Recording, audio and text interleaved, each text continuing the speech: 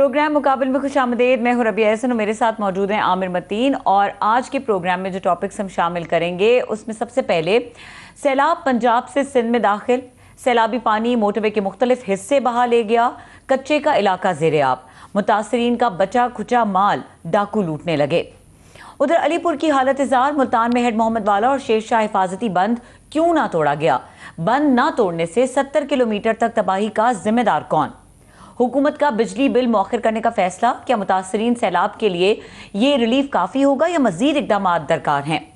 Monsoon का 11वां spell कल से पंजाब में शुरू, 19 सितंबर तक शदीद बारिशों और नदी नालों में तुग़यानी की पेशगोई, अवाम को एहतियात की हिदायत।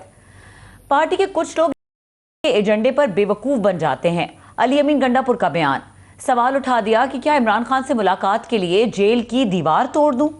एशिया कप में तनाज़ा शिद्दत इख्तियार कर गया, मैच रेफरी की तब्दीली पर पाकिस्तान का मजीद मैचेस ना खेलने का ऐलान, पीसीबी का रेफरी और डायरेक्टर को हटाने का मुतालबा। दोहा में अरब इस्लामी सरबराही इजलास, 50 से ज़ायद ममालिक के रहनुमाओं की शिरकत, इसराइल के कतर पर हमले की शदीद मजम्मत। ये तमाम मौज़ूआत हैं जिन्हें आज के प्रोग्राम में शामिल करेंगे। आमिर साहब, और सैलाब के ऊपर बात करनी है और बड़ी डिटेल से बात करनी है, लेकिन उससे पहले ये जो मैच वाला मामला है कि अब पाकिस्तान जो है वो कह रहा है हम मैचेस नहीं खेलेंगे, रेफरी चेंज करें, डायरेक्टर चेंज, इवेंट डायरेक्टर को चेंज करें। जी, ये इंडिया पाकिस्तान का कल जो मैच हुआ वो इंडिया ऑफ कोर्स जीता, और हमारे लिए इंडिया का जीतना जो है काफ़ी तकलीफ का बायस होता है और बड़ी बुरे तरीके से हम हारे, ये भी है, बिल्कुल सही। मगर इंडिया, मैं समझता हूँ, ये जीत कर भी अखलाकी तौर पे हार गया, क्योंकि आप देखें ये इस तरह का रवैया कि एक साल, ये 100 साल से ज़्यादा पुरानी स्पोर्ट्स है और उसके असूल होते हैं, और वैसे ही खेल और उसकी जो इस्तेलाह इस्तेमाल की जाती है स्पोर्ट्समैन स्पिरिट, उसकी मुराद ये होती है खेल बहरहाल खेल होता है, खेल को जंग नहीं बनाना चाहिए। ऑफ कोर्स हम खेलते भी जंग की तरह, उसमें मुकाबला बिल्कुल होना चाहिए, और भी दुनिया के ममालिक है जिनकी बड़ी मुखालफत रहती है, और ओलंपिक्स के अंदर देखें तमाम जो है मुखालिफ वो अपना जो लोहा मनवाते हैं वो खेल के मैदान में करते हैं। तो ये जिस तरीके से उन्होंने बिहेवियर कल था इंडियंस का कि जी पहले टॉस के वक्त जो है कन्वे कर दिया गया कि जी कप्तान जो है ना हाथ नहीं मिलाएंगे, और बिल्कुल जो है मेरा ख्याल पाकिस्तान ने सही स्टांस लिया है कि ये अंपायर साहब जो हैं, ये जो रेफरी साहब हैं, इनको बिल्कुल सज़ा देनी चाहिए और इनको फारिग किया जाना चाहिए, और बिल्कुल पाकिस्तान को ये बिल्कुल पाकिस्तान की बेइज्जती है कि ये नहीं खेलना चाहिए। दूसरा कि इंडिया की टीम ने ओवरऑल जो एक मुरवजा तरीका है कि हाथ मिलाया जाता है, आप देखिए बॉक्सिंग का मैच हो, क्रिकेट का मैच, फुटबॉल, हॉकी, सारा हैंडशेक बड़ी चीज़ लाजमी है। और इसका सबसे बड़ा नुकसान मैं समझता हूँ इंडिया के लिए है कि आप जब जिस तरह उनका एक गोदी मीडिया है, इतनी ज़्यादा वो पाकिस्तान के मुतालिक ऑब्सेस्ड हो गए हैं, और हेट्रेड नहीं, पैथोलॉजिकल हेट्रेड, कि इस तरह की हेट्रेड जब क्रिएट करते हैं, और जो स्पोर्ट्समैन होते हैं, जो खेल के खिलाड़ी होते हैं, वो रोल मॉडल होते हैं, और ख़ास तौर पे हिंदुस्तान और पाकिस्तान में तो क्रिकेट जो है वो एक कल्चर का एक बुनियादी जुज़ है, और उसके अंदर क्रिकेट के जो खिलाड़ी होते हैं सारे, everybody looks up to them, तो उनके ज़रिए इस तरह की नफ़रत आमेज़ बातें करवाना और उसके अंदर जो है पहलगाम का जिक्र करना, ऑफ कोर्स पाकिस्तान ने, हमने भी मजम्मत की हुई है पहलगाम की, मगर वहाँ पे उसके लिए उसको जंग से जोड़ना, मैं समझता हूँ कि जी इंडिया ने कोई ग्रेस नहीं दिखाई, और मैं बड़ी कम आई हैं कुछ आवाज़ें वहाँ से भी आई हैं कि ये एक बड़ी शर्म की बायस है। मगर इस तरह के जब आप हिस्टेरिया क्रिएट कर लेते हैं तो उसके बाद उन मुल्कों के लिए, कौमों के लिए ये बाद में मुश्किलात होती हैं, जब ज़रूरत पड़ जाए कभी अमन की या लचक दिखाने की पॉलिसी के, फिर पीछे हटना मुश्किल हो जाता है। ये पहले एक वक्त था जबकि हम ऑब्सेस्ड होते थे इंडिया के मुतालिक, शुक्र है कि हम इससे थोड़ा सा, अब हमारे यहाँ वो ऑब्सेशन नहीं नज़र आता जितना कि इंडिया का है। अगर इंडिया के क्लेम्स हैं कि वो एक बहुत बड़ा मुल्क है, बहुत बड़ी दुनिया की सबसे बड़ी डेमोक्रेसी है, तो उसके मुताबिक उसको बिहेव भी करना चाहिए। बहरहाल मुझे बड़ी तकलीफ़ हुई क्योंकि मैं अपने आप को पीसनिक्स में से कहलाता हूँ। और इस तरह का ये देख के जो है किसी भी मुल्क के लिए ये कोई इतनी फख्र का बात नहीं। They're not setting the right precedent and these are not the right optics, especially keeping sports in view। ये बिल्कुल ठीक बात की आमिर साहब आपने। अच्छा आमिर साहब, अब आते हैं ज़रा सैलाब की तरफ, लेकिन मैं इससे पहले कि आप उस पर एनालिसिस दें, मैं आपको ये याद कराऊं कि जब हम पूरी डिस्कशन कर रहे थे इन दिनों में, तो ये जो ब्रीचिंग पॉइंट्स के ऊपर जो मेजर फोकस आपने रखा थ्रू आउट, और आप ये कहते रहे कि आइडेंटिफाइड जो ब्रीचिंग पॉइंट्स हैं जब हम उनको नहीं तोड़ते और किसी और जगह तोड़ते हैं, फिर स्पेशली शेरशाह बंद, मोहम्मद वाला बंद, इसकी बात आपने सबसे पहले की। सो अभी हम देख रहे हैं कि वही डिस्कशंस चल रही हैं, वही सवाल ये हमारा एजाज़ रहा कि हमने सबसे पहले इसको पॉइंट आउट किया कि ये जो प्री डिटर्मिन्ड पंजाब के अंदर बंद हैं, ब्रीचेस हैं, कि अगर पानी सैलाब का लेवल किसी दरिया में इस हद तक जाएगा तो इरिगेशन के निज़ाम को बचाने के लिए, हेडवर्क्स को, बैराजेस को बचाने के लिए, हाईवेज़ को बचाने के लिए, और रेलवे लाइंस को और शहरों को बचाने के लिए इन जगहों से 19 जगहें का तयन हो चुका होता है कि यहाँ से बंद तोड़े जाएंगे। उसकी साल मशक़ें की जाती हैं। सो इरिगेशन डिपार्टमेंट, लोकल इंतज़ामिया और फ़ौज, क्योंकि ये डायनामाइट फ़ौज ने लगा के वो बंद को उड़ाना होता है, तो उनके साथ मिलकर ये मशक़ें होती हैं। और फिर इनका तयन जो किया जाता है कि जब ये तोड़ा जाए तो पानी खड़ा ना रह जाए, पानी कहीं ना कहीं से निकल जाए, उसका निकास हो जाए। जब अब नहीं करते तो ये होता है जो कि इस वक्त साउथ ऑफ पंजाब में हुआ है। ठीक है, कुदरत का निज़ाम होता है, कई दफ़ा ये एक्स्ट्रा ऑर्डनरी बारिश हुई हैं, एक्स्ट्रा ऑर्डनरी सैलाब हुए हैं, वंस और ट्वाइस अ सेंचुरी इस तरह की आफतें आती हैं।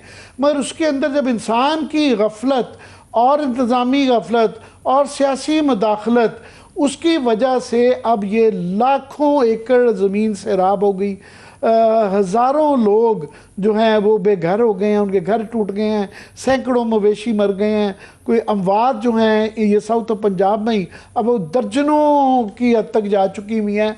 और पूरी तकलीफ़ में है कि पहले इन्होंने मुल्तान के इर्द गिर्द 2-3 जगहों से ब्रिजेस तयन थी। एक मोहम्मद वाला का बंद था, वो नहीं तोड़ा।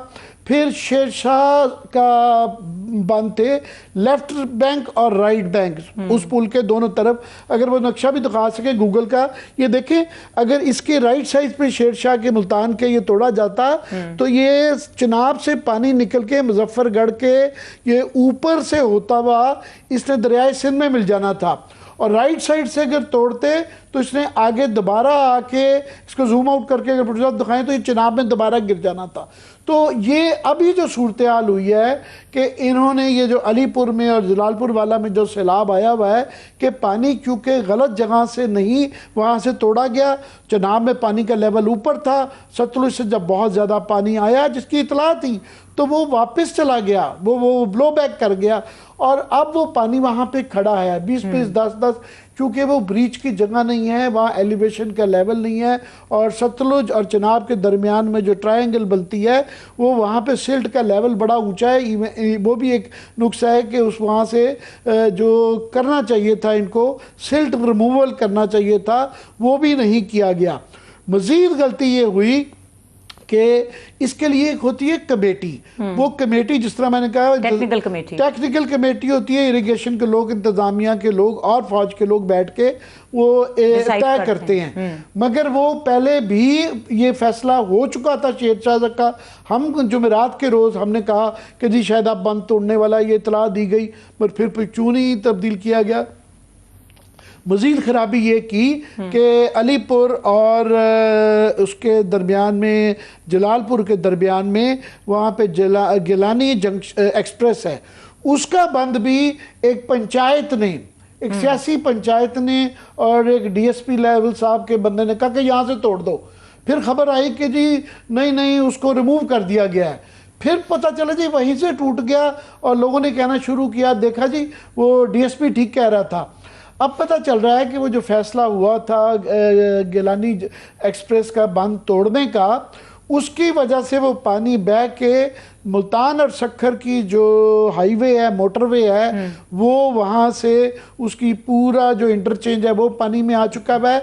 और पूरे पाकिस्तान की जो मेन है, मैंने कहा ये ब्रिजेस बनाई है इसलिए जाती हैं कि हाईवेज़ और रेलवे लाइंस को बचाया जाए। तो इस वक्त पाकिस्तान की लाहौर जो इस्लामाबाद लाहौर की जो पेशावर कराची की ट्रैफिक है, हाईवे की, मेन मोटरवे की, वो इस वक्त बंद हो चुकी है क्योंकि उसके ऊपर पानी आ चुका है। एक तो उसकी भी निशानदेही होगी कि वहाँ जो पुल बनाया हुआ था वो भी, उसके अंदर भी नुक्स थे, उसके अंदर भी कमियां थी कि वो ब्रीच जिस तरीके से कर गया और वो टूट गया और वो छोटा पुल बनाया गया तो उसकी विड्थ इतनी नहीं थी। दूसरा ये कि गलत जगह से वो ब्रीच किया गया। तो ये इंसानी गफलतों की वजह से अब ये मामला जब होते हैं तो ये फिर उसका ज़्यादा तकलीफ होती है। और मज़ीद ये है कि गवर्नमेंट का जो रवैया, ऑफ कोर्स हम हमारा राब्ता वहाँ पे, हम हमारे सीनियर एंकर असदुल्ला खान वहाँ गए हुए हैं, उनसे हम राब्ता करेंगे, वो उन्होंने बड़ी अच्छी रिपोर्टिंग वहाँ से की है। और मगर इससे पहले भी जो गवर्नमेंट का रवैया रहा कि आप देखें पंजाब के अंदर ये बहस के जी ये बड़ा एक्स्ट्रा ऑर्डिनरी सैलाब, मगर इसकी पेशीन गोइयाँ आ चुकी थी। हम हफ्ता 10 दिन पहले बता चुके थे कि इस दफ़ा एक्स्ट्रा ऑर्डिनरी मानसून की बारिशें आ रही हैं और इंडिया के अंदर भी बेताशा सैलाब आ रहा है।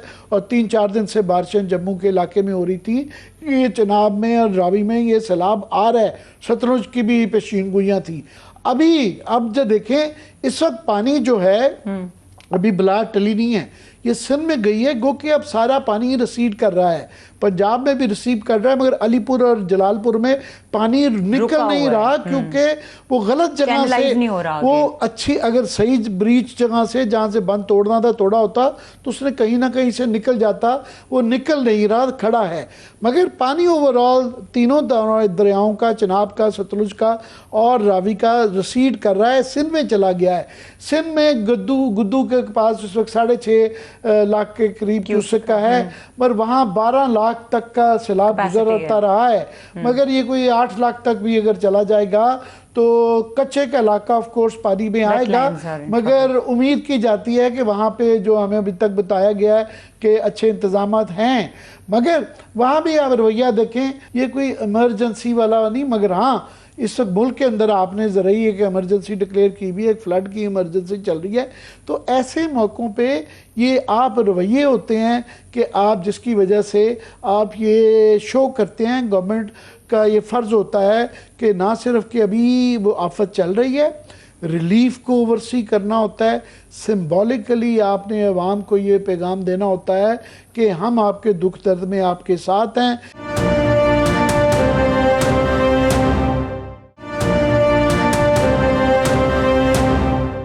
इंतज़ामिया के ऊपर नज़र रखनी होती है, कोऑर्डिनेट करना होता है, फिर उसके बाद वसाइल क्रिएट करने होते हैं, सूबों में भी क्रिएट करने होते हैं, वफाक में भी करना होता है, उनसे कोऑर्डिनेशन की ज़रूरत होती है। उसके बाद इंटरनेशनल एजेंसीज होती हैं, उनसे बातचीत की जाती है। तो ये मौका नहीं है कि ये जिस तरीके से मैं समझता हूँ आसिफ ज़रदारी साहब और साथ में बिलावल साहब और आसफा बीबी भी जो है इस वक्त चीन में चले गए हैं, तो अल्लाह करे कहीं गुजर जाए। और मज़ीद जो एक अहम खबर ये है कि मानसून का भी सिलसिले का 11वां स्पेल अभी आना है। कल से बताया जा रहा है 19 सितंबर तक जो है ये शदीद बारिशों की पेशीन गोई है। अगर ये बता सकें कि क्योंकि वार्न कर दें। हमारे साथ असद मौजूद हैं, आमिर साहब अगर आप कहें तो उनसे पहले बात कर लेंगे। मैं बिल्कुल असद, आपको हमारी आवाज़ आ रही है? जी बिल्कुल आमिर साहब, आ रही है अब आपकी आवाज़। असद, मैं आपने पिछले हफ्ते भी सारे इस इलाके का, जलालपुर वाला का बहुत अच्छा वहाँ पे आपने लोगों को जो है तारुफ भी करवाया, वहाँ मुश्किलात भी बताई। अभी आप अलीपुर में भी हैं, पहले हमें बताएं कि लेटेस्ट आपने प्रोग्राम में भी मैं आपके देखता रहा हूँ, मतलब अभी लेटेस्ट सिचुएशन वहाँ पे क्या है? आमिर साहब, पानी तो उतरना शुरू हुआ है, उसमें कुछ कमी वाक़ होना शुरू हुई है, अगरचे वो उतनी तेजी के साथ नहीं हो रहा कि जितनी तेजी के साथ आमतौर पर सैलाबे में होता है। लेकिन मसला ये है कि जिस बड़े पैमाने पर यह तबाही हुई है, जितना बड़ा इसका वॉल्यूम है, उतने बड़े पैमाने पर जो रिलीफ का काम है वो लोगों के लिए हुआ नहीं। यानी पहले तो रेस्क्यू करने में प्रॉब्लम था, लोग जैसे तैसे करके बाहर आए, कुछ की लाशें अब भी मिल रही हैं, निकाली जा रही हैं। फिर लोग अपने घरों से बाहर आकर उनका पर आमतौर पर जो बंद होता है या ऊंची सड़क होती है वहां पर आके बैठ जाते हैं। तो वहां आकर वो बैठे हुए हैं, लेकिन उन तक कोई राशन, खाना, शेल्टर, टेंट, ये सारी चीजें नहीं पहुंच पा रही। आमतौर पर यानी होता ये है कि जो रिलीफ का काम करने वाले इदारे हैं, चाहे वो सरकारी हों या गैर सरकारी हों, वो देखते हैं जो एक्सेसिबल जगह हैं, जो रोड के करीब बैठे हैं वहां तक पहुंच जाते हैं, जो स्कूल जो विजिबल कैंप्स हैं वहां तक पहुंच जाते हैं, लेकिन जो टेल है आमतौर पर वहां तक नहीं जाते। जैसे अगर 5 किलोमीटर की एक सड़क है जहां पर लोग बैठे हैं, तो पहले 1 किलोमीटर पर लोगों को कुछ रिलीफ का काम, उनके लिए खाना पाना हो रहा है, लेकिन दूर तक जो है वो बेचारे भूखे लोग बैठे हैं और उनके लिए शेल्टर भी नहीं है, उनके लिए टेंट भी नहीं है आज। और फिर इसके अलावा जो अगली लोगों के लिए परेशानी की बात वो है कि अब पानी जब उतरना शुरू हुआ है तो वो देख रहे हैं उनके तो घर गिर चुके हैं।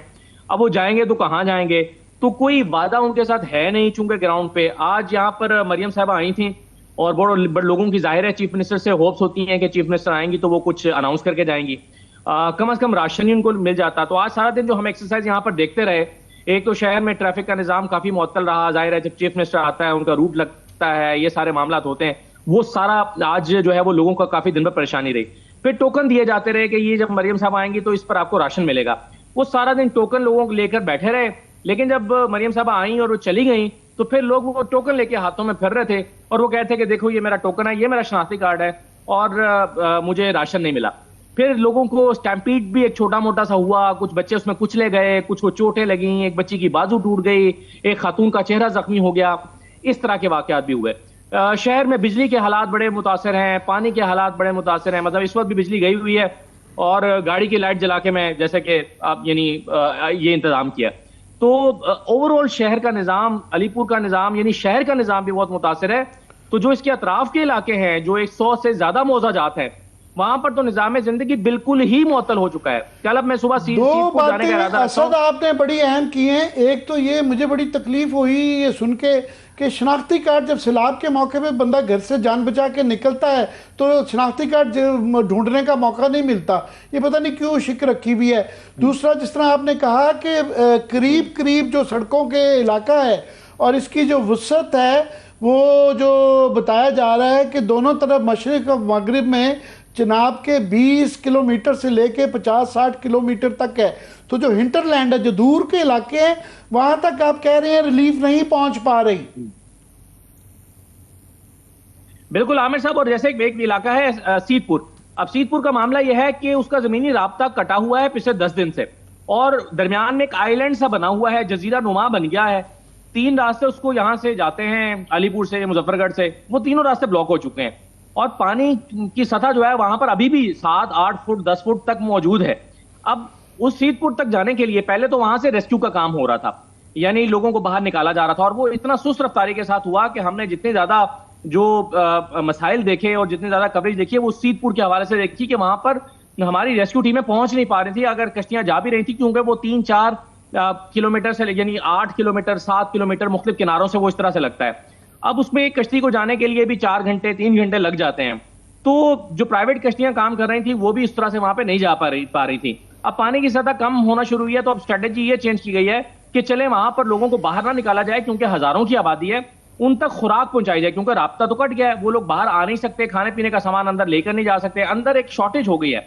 अब सुबह मैंने भी इंतजाम किया है कि वहां पर मैं कश्ती के जरिए से जाऊं और जाके वहां पर देखें क्या हाल है, लेकिन ये कि वहां पर भी बहुत ज्यादा डैमेजेस हुए हैं। असद, एक बहुत अहम बात जो आपने की, अहम बात आपने जो की कि यहाँ पे 5-7 रोज हो गए हैं अलीपुर और जलालपुर के अंदर जो है ख़ास तौर पे पानी 10-10 फुट अभी भी खड़ा हुआ है और उसकी एक बहुत बड़ी वजह यह है कि जब मुतय्यन जगह से डिटरमेंट जो ब्रीचेज होती हैं, बंद तोड़ने के जो रखी होती जगह, जब वहाँ से नहीं टूटता और गलत जगह से पानी आ जाता है तो फिर खड़ा रहता है, उसके वाटर चैनल्स नहीं बने होते। तो ये बहुत बड़ी वजह रही है अलीपुर में कि 5-5 7-7 दिन से पानी खड़ा हुआ है। तो आपने आई एम श्योर तफ्तीश की होगी वहाँ पे कि हमें पहले बताया गया था शेरशाह का वो तोड़ा जा रहा है, मोहम्मद वाला भी नहीं तोड़ा गया, फिर गलत जगह से एक्सप्रेस जो गिलानी एक्सप्रेस से बात को तोड़ दिया गया। तो क्या ये किसने ये फैसले किए और क्या इसकी कोई इंक्वायरी जारी है? आमिर साहब, ये बहुत ही अहम सवाल है क्योंकि लोगों का पहला शिकवा ये है, चाहे वो जलालपुर पीरवाला हो, वहां पे भी लोगों का शिकवा ये रहा, या चाहे वो शुजाबाद हो, मुल्तान के इलाके हो, लोगों का शिकवा ये रहा कि भाई बंद तोड़ने में देर क्यों किया। मतलब जलालपुर पीरवाला जो शहर है वो 6-7 लाख की आबादी का शहर है, वो शहर तकरीबन डूबते डूबते बचा है और इनखला करना पड़ा वहां पर, यानी शहर खाली करना पड़ा, लोगों ने खुद खाली किया, अपने बच्चों को, फैमिली को और जानवरों को वहां से मूव किया, सामान, कीमती सामान वहां से मुंतकिल किया। लोगों ने 1.5-2 लाख रुपए लगाए मुंतकिल करने में। शहर के बिल्कुल किनारे तक पानी आ गया था, वो जो बंद बनाया गया था उससे चंद इंच के फासले पर वो पानी रह गया था। मैंने खुद वो देखा कि वो किसी भी वक्त बंद से अगर वो ब्रीच होता तो शहर के अंदर पानी आया कि आया, ये वाली सिचुएशन थी। लोग नाराज होते रहे। फिर रात को जाके जब देखा कि अब तो शहर डूबने लगा है, तो उच्च शरीफ रोड को एक जगह से जाकर तोड़ा गया। वहां पे एक पेट्रोल पंप था, वहां से जाकर उसको तोड़ा गया। अब वो जो तोड़ा गया आमिर साहब, उसमें मसला ये हुआ कि वहां पर एक्चुअली वो पहले ही पानी की गुजरगाह थी। उस पानी की गुजरगाह को बंद करके उसके ऊपर रोड बना दिया गया था, हालांकि उसके नीचे से पुली बनानी चाहिए थी जहां से पानी का रास्ता बरकरार रहता। अब चूंकि पानी वहां से उसको तोड़ा गया, तोड़ने के साथ ही उसके मोटरवे है। आज जो हम मोटरवे के विजुअल्स देख रहे हैं कि मोटरवे बह गई है या मोटरवे का एक हिस्सा टूट गया है, सखर को जाने वाली मोटरवे का, वो एग्जैक्टली वही मकाम है जहां पर ये बंद इन्होंने देर से तोड़ा, गलत जगह से तोड़ा। उससे शहर को तो बचा लिया, पानी नीचे आना शुरू हुआ, लेकिन दीगर जो आबादियां वो ज़ेरे आब आई और मोटरवे को भी नुकसान हो गया और इंटरचेंज डूब गया। यानी जलालपुर पीरवाला में मैं जुमेरात को मौजूद था, तो वो जिस इंटरचेंज के जरिए हम गए थे, अब वो पानी में डूबा हुआ है। एक बड़ा मसला वहां पर भी ये देखने में आया और आज भी है, और आज यहां पर भी है। आमतौर पर पानी आता है, 2 दिन में तबाही मचाता है और आगे निकल जाता है दरियाओं में, लेकिन इस मरतबा पानी 8वां रोज है ये अलीपुर में 8वां रोज है और पानी यहां पर खड़ा हुआ है और बहुत ही मामूली सतह कम हुई है पिछले 1-1.5 दिन में, यानी 2 से 2.5 फीट नीचे आया है और वो भी 10 में से 2-2.5 फीट, अभी भी 6 फुट 7 फुट पानी खड़ा हुआ है। तो पानी के आगे निकलने की स्पीड जो है वो बहुत कम है। शायद उसकी एक वजह ये हो सकती है कि इंडस में पानी जो है वो पहले ही इतनी तेजी के साथ आ रहा है कि ये दूसरा पानी उसमें शामिल नहीं हो सकता। उसकी जो मुतय्यन प्री डिटरमिनेंट जो हैं, ये हमारा 92 का एजाज रहा कि हमने उसी वक्त बुध जुमेरात को ये बताया था कि मुतय्यन जगह से डिटरमिनेंट, जो प्री डिटरमिनेंट एरिया से जब नहीं करते, वो वाटर चैनल बने होते हैं। जब वाटर चैनल्स के नहीं बने होते तो इस वजह से पानी खड़ा है। मगर मैं सुन रहा था, कासिम गिलानी साहब ने ट्वीट भी की, यूसुफ रजा गिलानी के साहबजादे हैं, कि जी ये एक पंचायत ने जो गलत जगह से तोड़ने का फैसला किया और वो ये भी कह रहे हैं कि बिल्कुल ये फैसला हो चुका हुआ था। मैं भी उस कमेटी का गवाह हूँ कि शेर शाह का ये बंद तोड़ना चाहिए, मगर ये फिर क्यों नहीं तोड़ा गया, इस पे अभी कोई नाम नहीं आ रही। उस वो पंचायत किसकी थी? आमिर साहब, मैंने कासिम गिलानी साहब से ये बात पूछी थी। मैंने उनसे पूछा कि आप पर बहुत दबाव है आपके हल्के का कि बंद तोड़ा जाए, ये पिछले हफ्ते की बात है। मैंने उनसे कहा कि आप पर बहुत दबाव है कि बंद तोड़ा जाए, तो आप क्यों नहीं तोड़वा रहे? उन्होंने कहा कि इस बंद को तोड़ने का मैं भी हामी हूं, लेकिन मसला यह है कि ये फैसला मेरे इख्तियार में नहीं है, ये इरिगेशन और ये लोकल इंतजामिया और ये इन लोगों के इख्तियार में, टेक्निकल कमेटी होती है, वो फैसला करते हैं।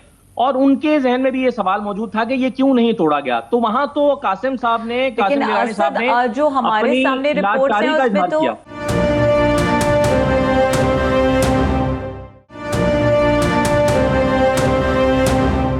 जो हमारे सामने रिपोर्ट्स उसमें तो टेक्निकल कमेटी ने रेकमेंड किया कि यहां से तोड़ा जाए। हाँ, लेकिन मैं तो आपको ये बात बता रहा हूँ कि अली कासिम गिलानी साहब से जब मैंने पूछा तो उन्होंने कहा कि मैं इसको हेड मोहम्मद वाला और इसको शेरशाह को तोड़ने के हक में हूं, लेकिन ये तोड़ा नहीं जा रहा। उस वक्त मुल्तान शहर के भी डूबने का खतरा पैदा हुआ था जब मेरी उनसे बातचीत हो रही थी। यानी इस मर्तबा इस मामले में इतनी नेग्लिजेंस या इसको आप गलत फैसला कह लें या कुछ भी, इससे बहरहाल लोग सबसे ज्यादा इससे नाराज हुए। हमेशा वैसे तो हम ये देखते हैं कि हमें 2022 के सलाब में मुझे याद है डीजी खान और जब जामपुर राजनपुर को मैं कवर कर रहा था तो लोगों का एक शिकवा यह था कि देखो वडेरों ने अपनी जमीनें बचाने के लिए हमारी जमीनों को डबो दिया है, या अपनी फैक्ट्रियां बचाने के लिए हमारी जमीनों को डबो दिया है। ये शिकवा हम हमेशा सुनते रहे हैं, लेकिन इस मर्तबा ये आपका सवाल बिल्कुल सही है कि इसकी क्या इंक्वायरी हो रही है कि देर से तोड़ने का फैसला या ना तोड़ने का फैसला क्यों किया गया।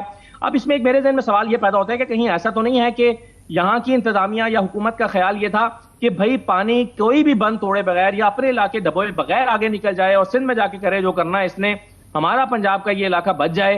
क्या ये इंटेंशन तो नहीं थी? ये मेरा सिर्फ सवाल है। मैं ये नहीं कह रहा कि ऐसा था, लेकिन अगर ये इंटेंशन कहीं रही है कि भाई ये यहां से बंद तोड़े बगैर ये गुजर जाएगा, जैसे कुछ लोगों के ज़हन में होता है कि जी पहले भी यहां से 7 लाख क्यूसेक का रेला गुजरा हुआ है, वो माजी में कभी गुजरे हैं 7-7, 8-8 लाख के रेले, लेकिन अब तो सूरत हाल यह है कि डैमों की जो डीसिल्टिंग होती है वो उसका काम ही मुकम्मल नहीं किया गया। एक एक दरवाजा आपको खोल के पानी को निकालना पड़ रहा है। वो जो इसका एक मैकेनिज्म होता है असद कि आप उसका इरिगेशन वालों से मेरी बात हुई, उन्होंने कहा जिस तरह के मोटरवे को लाहौर और इस्लामाबाद के दरमियान में चनाब के ऊपर जो ये सारा पानी जो लाला मूसा वगैरह में जो आया वो प्री डिटर्मिनेड मुतय्यन जगह से तोड़ा गया, तो वो पानी रिसीड भी कर गया, वहाँ उतनी तबाही नहीं उसकी वजह से हुई। यहाँ से क्योंकि ये फैसला ना तोड़ने का जो बिल्कुल था। सही है आमिर साहब। देखें, एक जो हमें जवाब दिया जाता है ना इस बात का, वो ये कहते हैं कि देखें जी, हमें तो पता नहीं था इतना पानी आ रहा है, लेकिन किताब में तो कहीं लिखा होगा ना कि अगर इतना पानी आ जाएगा तो क्या करना है, कहीं तो लिखा होगा ना। असद ये तो जवाब दे ही नहीं सकते कि पानी, ये एक एक मिनट की गेज की रिपोर्ट आ रही होती है, हाँ। वो हमारे पास भी आ रही होती है, वो इंटरनेट पे मौजूद होती है। और ये चनाब के अंदर जो था पानी, इनको पता था कि सतलुज का जब आएगा, अगर ये पहले तोड़ दिया होता तो चनाब का लेवल नीचे होता, तो बेसिक कॉमन सेंस है कि सतलुज का पानी इसमें शामिल हो जाता। क्योंकि पीछे से नहीं तोड़ा गया तो सतलुज चनाब का पानी ऊंचा था, तो वो बाकी पानी वापस मुड़ गया सतलुज का, और जब वापस उसका बहाव टूट जाता है, फ्लो टूटता है, तो वो फिर और खड़ा रहता है। ये मसला हुआ है बुनियादी तौर पे। जी बिल्कुल सही है, बिल्कुल सही कह रहे हैं आप आमिर साहब, आपका एनालिसिस बिल्कुल ठीक है। अब इसमें लेकिन बात वही है कि इस पर पूरा जो है वो इस पर एक तहकीकात होनी चाहिए। आज मसलन जहां पर हम मौजूद थे अलीपुर में, यहां पर एक प्रॉब्लम यह है कि यहां एक सुपर फ्लड बंद बनाया जाना था, और जो कि 2000 आज से मेरा ख्याल है 10-12 साल पहले से या 14 साल पहले से बनाया जा रहा है, लेकिन वो मुकम्मल नहीं हो सका। उसमें यहाँ के आपको पता है बड़े सियासी खानदान हैं, जतोईज हैं, गोपांग्स हैं, बुखारीज हैं, सियासी चपखलिशें भी होती हैं। अच्छा, अब उसके नतीजे में कि ये एक प्रोजेक्ट जो है वो दूसरे सियासी खानदान को इसका फायदा ना हो, तो दूसरे सियासी खानदान ने जिनकी जमीनें आती थी, उन्होंने वो 4 किलोमीटर का बंद है वो मुकम्मल नहीं होने दिया। ये जो अलीपुर में सारे मौजादात डूबे हैं, ये उसी 3 से 4 किलोमीटर के उस एरिया में से आके डूबे हैं जहां पर वो बंद मुकम्मल नहीं हो सका था। अदालतों से स्टे लिए गए, बंद मुकम्मल नहीं हुए, बंद मुकम्मल नहीं करने दिया गया। मुल्तान में भी पिछले 2 इलेक्शन कम से कम ऐसे हुए हैं जहां पर, और उसमें NA 148 भी आता है, अली कासिम गिलानी साहब का हल्का भी, कि इलेक्शन कैंपेन में ये वादे किए गए कि हमें जिताओ तो हम आपको सुपर फ्लड बंद जो है वो बना के देंगे, लेकिन होता यह है कि उसके बाद वो उस पर काम नहीं होता। दो चीजें हमें बता दें, एक के चीफ मिनिस्टर साहब आज आई, तो ये जो आप बता रहे हैं कि ये जो लैप्सेस हुए, गलत जगह से बंद तोड़े गए और जहां से तोड़ने चाहिए थे नहीं तोड़े गए, बंद नहीं बने, उनसे कोई वो वहाँ पे उन्होंने कुछ इस मुतल्लिक बताया कि वो तफ्तीश करवा रही हैं कि किसने। दूसरा कि जब वो होती हैं तो ऑफकोर्स इंतज़ामिया एक्टिव हो जाती है, और जब वो चली जाती हैं तो फिर वो हमने देखा है कि इंतज़ामिया एकदम से गायब हो जाती है। और आप जिस तरह बता रहे हैं कि अभी बहुत मुश्किलात हैं लोगों को, कल आप मज़ीद उधर जाएंगे, क्या करना चाहिए गवर्नमेंट को अभी फौरी? एक तो देखिए आमिर साहब, जो पिछले 2-4-5 दिन से हम बात कर रहे थे ना, पिछले 1 हफ्ते पूरे से, वो तो हम बात कर रहे थे कि इस दफा सबसे ज्यादा जरूरत जिसकी चीज की पड़ी वो 8-10 दिन तक एक तवील पीरियड था जिसमें लोगों को रेस्क्यू करने की जरूरत पड़ी। और पहले ऐसा, मैंने तो पिछले 2-3 सैलाब जो कवर किया उसमें ऐसा नहीं हुआ। यानी 1-2 दिन के अंदर अंदर ये डिसाइड होता है, जहां 7-8 दिन तक लोग जो हैं, यानी 2 दिन तक लोग सर्वाइव कर लेते हैं, फिर वो देखते हैं कि अब इस मरतबा उन्होंने देखा कि वो सर्वाइव ही नहीं कर पा रहे, यानी उनकी जान के लाले पड़ गए जब उनको, तो उन्होंने रेस्क्यू के लिए कॉल दी कि हमें आके रेस्क्यू करें। तो एक तो वो जरूरत थी। अब पानी कम होना शुरू हुआ है, रेस्क्यू वाला काम किसी हद तक कम हो गया है, अब उनकी रिहेबिलिटेशन का प्रोग्राम का मामला है। आज उनको खाना चाहिए, शेल्टर चाहिए। अभी भी 70% लोग जो हैं वो बगैर टेंट के हैं, यानी उनके छोटे छोटे बच्चे हैं, बच्चियां हैं, उसमें बीमार हैं, माजूर हैं, बूढ़े हैं, बुजुर्ग हैं। और वो लोग, आप जरा सी बात करें, अब माइक आगे करते हैं लोग रोने लग जाते हैं। आज के ही प्रोग्राम में मेरा ख्याल है 4 से 5 खवातीन ऐसी हैं जो आंसुओं से रो पड़ी आमिर साहब, और कितने हुई नहीं अपने आंसू जब्त किए होंगे। तो लोगों का जो सब का पैमाना है वो जवाब दे रहा है, उनके असाब जवाब दे रहे हैं, यानी वो थक गए हैं पिछले 10 दिन में इस सैलाब और पानी से लड़ते लड़ते, भूख से लड़ते लड़ते। यानी आज कुछ बच्चे निढाल पड़े हुए थे, मैंने कहा ये बीमार है बच्चे, उसने कहा नहीं भूखे हैं, बीमार नहीं है भूखे हैं, ये माँ ने मुझे कहा, और वो कहते कहते फिर रो पड़ी। तो इस तरह की सूरत हाल है, उसमें उनको शेल्टर चाहिए और उनको खाना चाहिए, फूड चाहिए, और उसके फौरन बाद जब पानी उतरेगा तो उनको फिर उनके घरों की तामीर चाहिए, क्योंकि अभी उनकी टेंशन है दिमागों के ऊपर कि ये जो मेरा घर गिर गया है, इस घर को बनाएगा कौन, मेरे पास वो सख्त ही नहीं है, मैं इसको हम कैसे तामीर करेंगे। लोगों के जनों में एक बहुत बड़ी टेंशन है। तो मेरा ख्याल है जो आज मरियम साहबा ने दौरा किया, मुकम्मल तौर पे और आप वहाँ पे एग्जैक्टली बता सकते हैं कि आपकी जिन लोगों से बात हो रही है कि अभी जो जहाँ पे पानी खड़ा है उसके लिए क्या किया जा रहा है उसको चैनलाइज करने के लिए, और सेकेंडली किसी किस्म की इमदाद का कोई टेंजिबल किस्म की बताया गया है, कोई ऐलानात किए गए हैं जब चीफ मिनिस्टर साहिबा वहाँ पे आई हैं? देखिए, पानी के लिए आपका पहला सवाल ये कि क्या किया गया है, तो पानी के उतरने का तो सिर्फ इंतजार किया जा रहा है, ना किया गया है ना शायद किया जा सकता है। तो ये किसी के बस में नहीं है कि इस पानी को निकाल दे या इसके जल्दी उतरने का कोई सामान कर सके, तो इसके लिए तो सिर्फ इंतजार ही किया जा रहा है। दूसरा जो है, देखिए सबसे बड़ा मसला होता है, वो हमने जलालपुर पीरवाला में भी देखा, शुजाबाद में भी देखा, यहाँ पे भी हम देख रहे हैं कि एक चीज जो सिस्टम बना के की जा सकती है, डिसिप्लिन के साथ की जा सकती है, नज्म ज़ब्त के साथ की जा सकती है, वो करने वाला कोई नहीं है। यानी जब इनखला का अमल था तो उस वक्त कश्तियों को रेगुलेट करने की जरूरत थी, प्राइवेट कश्तियों को रेगुलेट कर दिया जाता, उन्हें सरकार अपनी, जैसे यहाँ कोई सियासी जलसा होता है तो सारे कंटेनर उठा लिए जाते हैं, बसें उठा ली जाती हैं, वैगनें उठा ली जाती हैं, तो सरकार अगर वैगनें बसें उठा सकती है और उनको पैसे देती है तो कश्तियां क्यों नहीं उठा सकती? कश्तियां उठा ले और उनको पैसे दे दे और कहे कि जी ऑपरेशन करें, हम आपको पेमेंट करते हैं। ये हम चीखते चिल्लाते रहे, 7-8 दिन तक नहीं हुआ। अब राशन की तकसीम का मामला आज इतनी बदनज़मी का शिकार हुआ है, लोगों की एक ही शिकायत है, वो ये कह रहे हैं कि जिसका जोर है, जिसकी सिफारिश है, जिसका ताल्लुक है, जिसका कोई चैनल है, वो 4-4 6-6 थैले ले गया है, और जिसका नहीं है वो हाथ में टोकन लिए और हाथ में शनाख्ती कार्ड या उसकी कॉपी लिए रह गया है। तो आज इतनी ज्यादा बदनज़मी थी मरियम नवाज के जाने के बाद, मरियम साहबा जब गई हैं तो लोग उस पर टूट पड़े, और एक वक्त ऐसा आया कि डर गए हम कि स्टैम्पीड से लोग जहां बहक ना हो जाएं।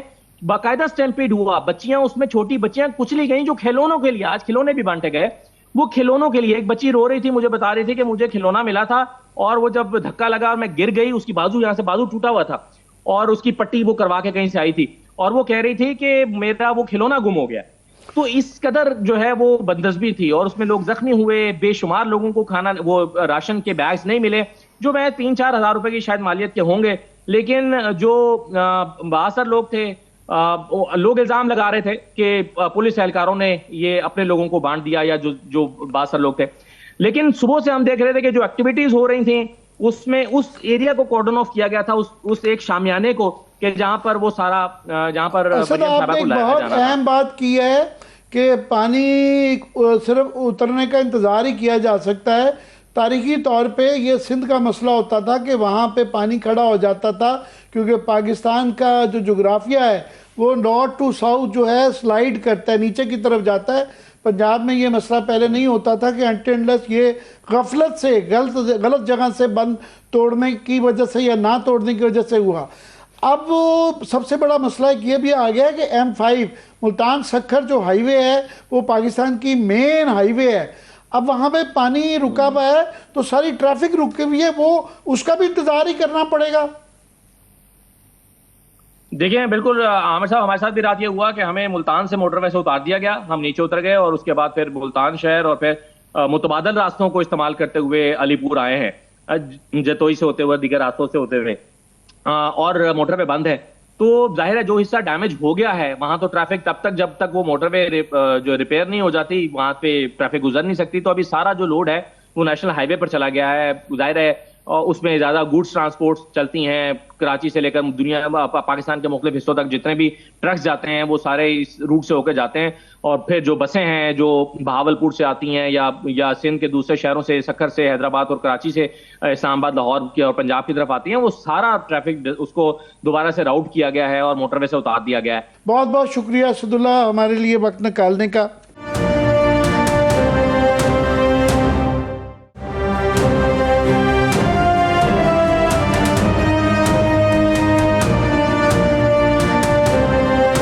हमारे साथ मौजूद हैं माहिर मईशत हारून शरीफ साहब, उनको शामिल गुफ्तगू करेंगे और वेलकम करेंगे। अस्सलाम वालेकुम। जी हारून, मैं सैलाब के हवाले से पहले शुरू करना चाहूँगा कि ये अभी सैलाब अभी चल रहा है और अब सिंध के तरफ गामजन है, तो इसके जो एक ज़ायरा क्लियरली नज़र आ रहा है कि जो अभी तक के एस्टिमेट्स आ रहे हैं कि 10 से 15% जो है वो फसलों के ऊपर उसका नुकसान होगा। तो ज़राअत का होगा, किसान का होगा, उसका असल इंडस्ट्री पे होगा, इंडस्ट्री का भी हो जाएगा तो ग्रोथ रेट के एस्टिमेट्स, और उसके बाद आपके सारे इंपोर्ट एक्सपोर्ट सारा कुछ डिस्टर्ब हो जाता है। तो अब इस सैलाब की सूरत में हमारे लिए क्या तरजीहात होनी चाहिए? जी आमिर, ये जो आप इकोनॉमिक कॉस्ट की बात कर रहे हैं, जो इन्फ्लेशन की शक्ल में आएगी, जो ब्रोकन इंफ्रास्ट्रक्चर की शक्ल में आएगी, लाइवलीहुड्स की रिवाइवल की शक्ल में आएगी, कॉटन की क्रॉप जो कि जिसकी टाइमिंग है उसके ऊपर इम्पैक्ट आएगा।